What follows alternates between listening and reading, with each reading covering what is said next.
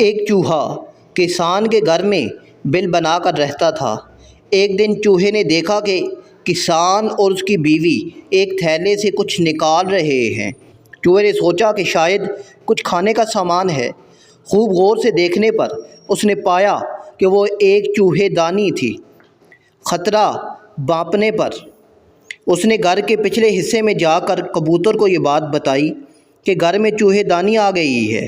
کبوتر نے مذاق اڑاتے ہوئے کہا کہ مجھے کیا، مجھے کون سا اس میں پھنسنا ہے۔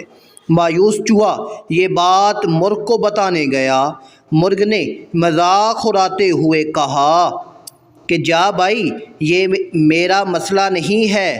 مایوس چوہے نے دیوار میں جا کر بکرے کو یہ بات بتائی اور بکرا ہنستے ہنستے لوٹ پوٹ ہونے لگا۔ اسی رات چوہے دانی میں ککٹاہ کی آواز ہوئی جس میں ایک زہریلا سانپ پھنس گیا تھا۔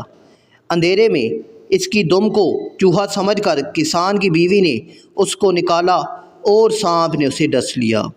طبیعت بگڑنے پر کسان نے حکیم کو بلوایا۔ حکیم نے اسے کبوتر کا سوپ پلانے کا مشورہ دیا۔ کبوتر ابھی برتن میں ابل رہا تھا۔ خبر سن کر کسان کے کئی رشتہ دار ملنے آ پہنچے، جن کے کھانے کے انتظام کے لیے اگلے دن مرغ کو ذبح کیا گیا۔ کچھ دنوں کے بعد کسان کی بیوی مر گئی۔ جنازہ اور موت ضیافت میں بکرا پروسنے کے علاوہ کوئی چارہ نہ تھا۔ چوہا دور جا چکا تھا، بہت دور۔